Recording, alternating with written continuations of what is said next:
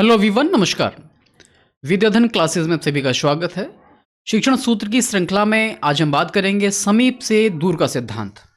समीप से दूर का सिद्धांत का मतलब होता है, स्पेशली ये हम सूत्र का इस्तेमाल करते हैं उन बच्चों के लिए जो छोटी क्लासों में रहते हैं। छोटी क्लास के बच्चों के लिए इस शिक्षण सूत्र का प्रयोग हम बहुतायत करते हैं, क्योंकि बच्चों के पास अमूर्त चिंतन, बहुत जो छोटे बच्चे होते हैं उनमें अमूर्त चिंतन करने की क्षमता ज़्यादा नहीं होती है। इसलिए ज़रूरी हो जाता है कि हम जो है ये ध्यान रखें कि ये एक तरीके से सिमिलर है मूर्त से अमूर्त की ओर। जो चीज़ें दृश्य जगत में उसके पास हैं उनका ज्ञान पहले कराना, जो नहीं है भूत या भविष्य में है उनका ज्ञान उनको बाद में कराना। यही बात नियर टू फार में भी होती है। बालक को पहले हम क्या करेंगे, जो उसके पास उसके वातावरण में स्थित चीज़ें हैं उसका उसे ज्ञान देना, फिर जो दूर वातावरण में स्थित हैं उसके बारे में उसको अवगत कराना। अगर हम बच्चे को नगरीय परिवेश के बारे में बताना चाहते हैं, उसको नगरीय स्थिति के बारे में समझाना चाहते हैं, तो उसके पहले ज़रूरी है जिस क्षेत्र में वो रहता है, ग्रामीण परिवेश में अगर वो रहता है तो उसे ग्रामीण परिवेश के बारे में बताएं। अगर नगरीय परिवेश के बारे में रहता है तो नगरीय परिवेश या शहरी परिवेश के बारे में बताएं।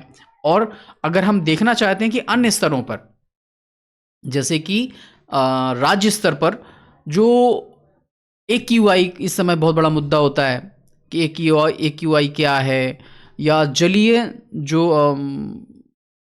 जो हवाएं हैं, एक तरीके से जो हवाओं के माध्यम से ही जो है पानी का, हर जगह पानी बरसता है, बारिश कैसे होती है, इसके बारे में अगर हमें बताना है तो ये कब बता पाएंगे? ये जो, क्योंकि उसे नहीं पता बारिश कैसे होती है, उसे सिर्फ यह पता है कि ऊपर से पानी आता है नीचे गिर जाता है। लेकिन उसके बारे में उसको बताना है तो उसके पहले छोटी छोटी चीज़ें बतानी होगी जो उसको आती हैं, जो उसको समझ में आती हैं, जो उसको दृश्य जगत में दिख रही हैं, उसको समझाएं। अगर आपने देखा होगा कि पश्चिम से जो हवाएं चलती हैं वो जाके उत्तर तक जाती हैं। अब ये उसे कैसे पता चलेगा उत्तर तक जाती हैं? भाई उसको पहले ये बताना होगा कि उत्तर में कौन कौन से क्षेत्र हैं, दक्षिण में कौन कौन से क्षेत्र हैं, पूरब में कौन कौन से क्षेत्र हैं, आपके जो है पश्चिम में कौन कौन से क्षेत्र हैं, तो कहाँ से हवाएं चलती हैं, किस तरीके की हवाएं होती हैं। कई हवाओं के बारे में आपको बताना होगा। सामान्य हवा को वो जानता है कि भाई हवा चल रही है ठंडी ठंडी, हम अच्छे से सांस ले पा रहे हैं, बस इतना ही समझ पा रहा है। जो शहरी परिवेश में जहाँ पर जो है बहुत ज़्यादा प्रदूषण रहता है उसको वहाँ दिक्कत होती है कि भाई जो प्रदूषित हवाएं चल रही, तो प्रदूषण के बारे में अगर उसको समझाना है तो आप उनको समझा सकते हैं, जो कि शहरी क्षेत्र में वहाँ पर अवेलेबिलिटी है उसकी चीज़ की। इसका मतलब ये नहीं कि शहरों में ही प्रदूषण होता है, गाँव में भी प्रदूषण होता है, पर प्रदूषण के अलग अलग टाइप होते हैं। उसको कैसे ख़त्म किया जा सकता है, अगर हम उसको बताना चाहते हैं प्रदूषण क्या है ना, प्रदूषण क्या है, इसके बारे में उसको बच्चे को हम समझाना चाहते हैं, तो प्रदूषण कई प्रकार के होते हैं।